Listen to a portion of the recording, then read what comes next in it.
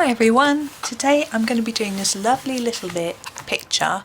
This is from Miniature Enchanted Forest and it's opposite this page, which you may know from Enchanted Forest, but this is a little part of that page and I thought it'd be rather fun to have a go at it. I'm just trying to flatten the book a little bit. It tends to flap open, but be careful if you do that. You don't want to spoil your book. Now the first thing I'm going to do is the green.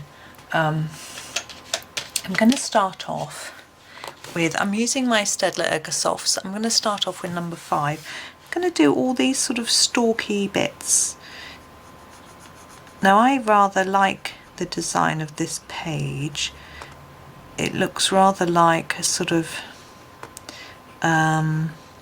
stained glass window almost, but it means we've got these little thin parts which you can't see because my hand's in the way to colour in, and I'm going to do these in a solid colour rather than doing any shading because they're quite small. And but I'm just going to do an outline on every leafy bit, or every bit that will be green. This bit here I'm doing is the top of the flower, but I think that will be green. And just going through. Now I have seen versions of this picture, the larger picture on the other side, done with an outline of all black, which can look like the leading in the stained glass window and can look really impressive. But today I'm doing it this way. Obviously you can pick how you do it. I just thought this might be fun and give you an idea of what you might do with this page.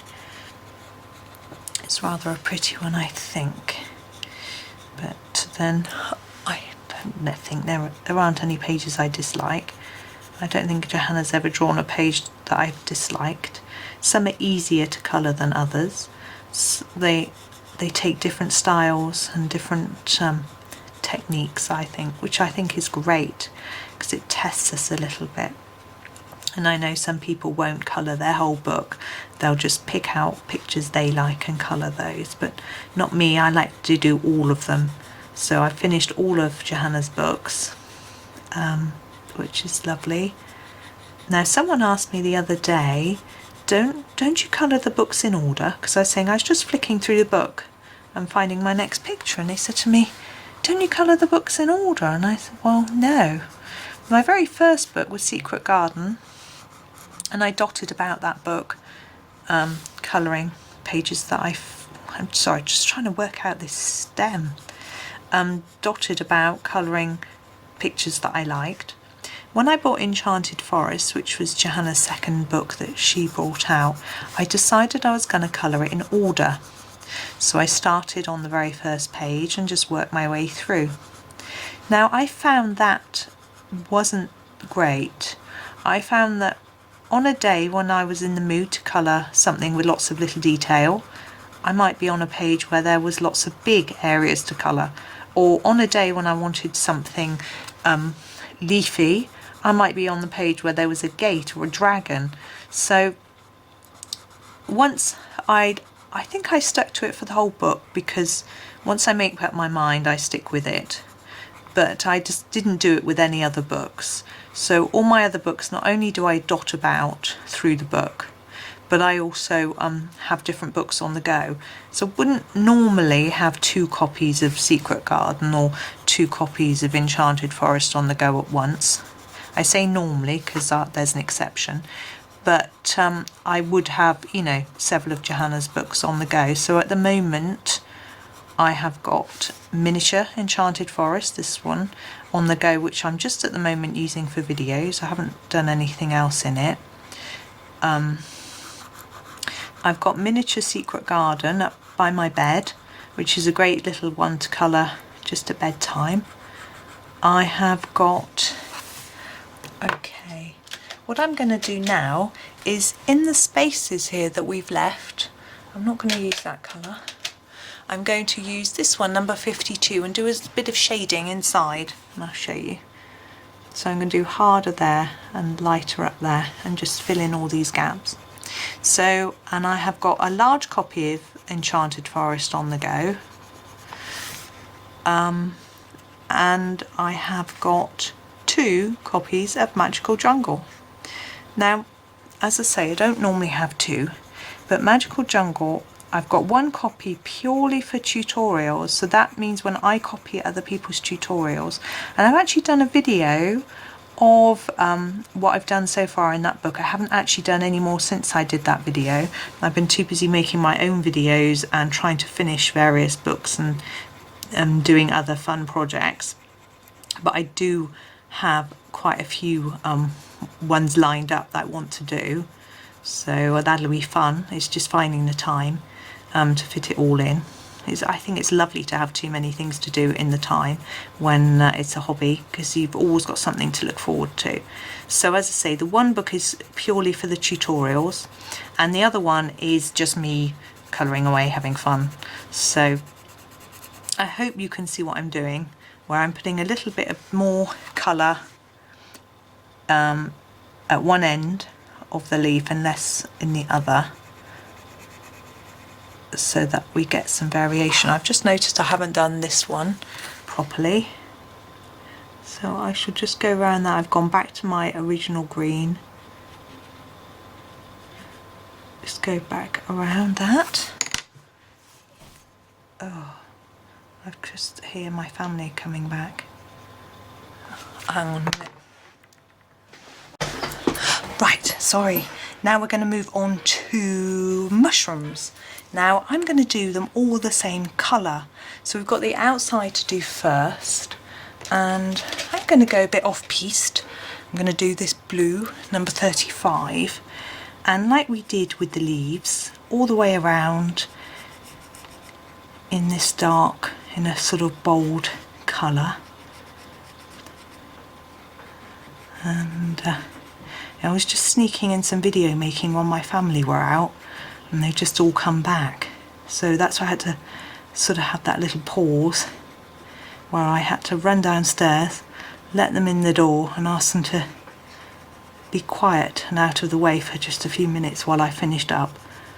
So I'm going to try not to rush, but I'm aware that they're all waiting for me to finish. But this is quite quick anyway. We haven't got a lot left. And that bit of stalk, look at that bit hiding there. And these, and that's why I sound a bit out of breath, because I've just run up and down the stairs. So, same with these. Oops, massively out of the line because I'm in a rush. And this one. And all the way down. Now the centre parts of the mushrooms are going to be the light blue colour, which is number 30. And like we did with the leaves, I'm going to shade it a little bit. So these are going to be lighter on the top, because I think the light might be coming from the top. And the same with this one. Now you see I'm actually going over the top of the blue I used already, because you won't notice, because this is just a lighter shade. Now the very top of this one, I think I'm going to leave white for now and see how it looks. And the same with the spots on this one, I'm going to leave them white.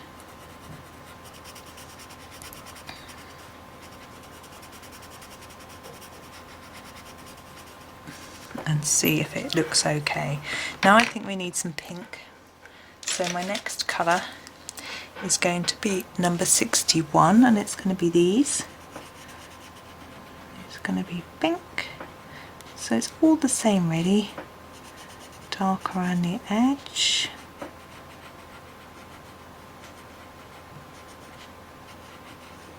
Oops, comes up to right up to the green on that one. Now I am rushing. You have more time, you'll be able to make it look neater. I feel like I work for Blue Peter. Here's one I did earlier, unfortunately not. Number 20. It'd be easier, wouldn't it? Now think about the light on this one. What I'm going to think about is, imagine the light's coming from the top. So it's actually going to be lighter there. I quite often do it so that it's just lighter at the top of the item rather than on the part of the item that's at the top. But that's how we'll do that one. Now we've got these two. I'm going to do some orange, I think. So number 24. So we're going through quite a lot of different colours here. You could stick to a limited palette and just have all your flowers the same colour or shades of the same colour. In the Ergosoft we get a fair few shades but not loads, so it's quite nice to do quite different colours. But if you've got a bigger set of pencils with lots of different types of blue or orange or whatever, then you might want to just do the one sort of colour palette, one set of colours. Now I've done the mushrooms blue, usually I do them red. It's always really tempting, isn't it, to do them red, but I just thought I would do them differently so you've got something a little bit different to look at.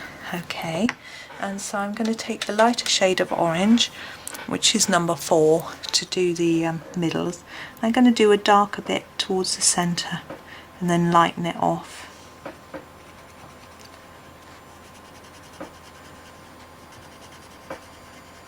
Towards the tip.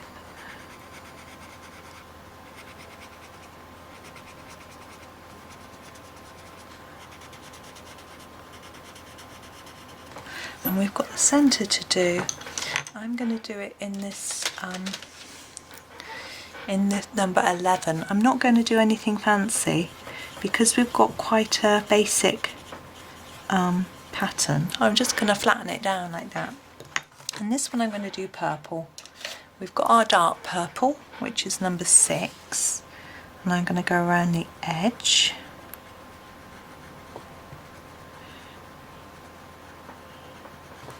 And I'm also, with this dark colour, going to go around that line in the centre. Now there's two choices really with that. You could do a darker version of the colour that you do for the centre, or you could do a darker version of the petal colour. I'm going to do it this colour. I haven't got a reason for that, that's just how I've made up my mind to do it. And it might have looked better in a sort of whatever the centre colour is going to be. I haven't decided. I might do it yellow again, although yellow centres is a bit stereotyped and maybe a bit dull. And I do try and do lots of interesting flower centres. I think this is quite a basic picture. I think it's rather nice. Number 62 to stick to. Now I'm not going to worry about doing these all separately. It'll take too long. You see, I'm just making sure I press harder towards the middle and lighten the pressure and the amount of colour towards the tip. And you could do it like this and just do a gentle one across all of it, and then put in the darker bit after, extra layers after. That's up to you what technique you use. And then we've got the centre, and I'm going to use the lighter yellow, number 1. Ooh, my pencil's just sliding across the desk. Now the last decision is these bits here, and I think I am going to grab my light grey, number 80, and just do a little bit of colour in there, because I think because we've got a white background, otherwise it just looks a bit like I've forgotten it, and maybe I've been a bit lazy. So just a little bit darker at the bottom. Gosh, colouring these makes me think of Easter eggs. Gosh, I don't know why. How very odd. Anyway, there we go. I think we're done with that. So I hope you enjoyed that. It was just a little one, and a nice fun one to get you started in your Enchanted Forest book if you haven't already. So thank you very much for watching. I hope you enjoyed it, and happy colouring.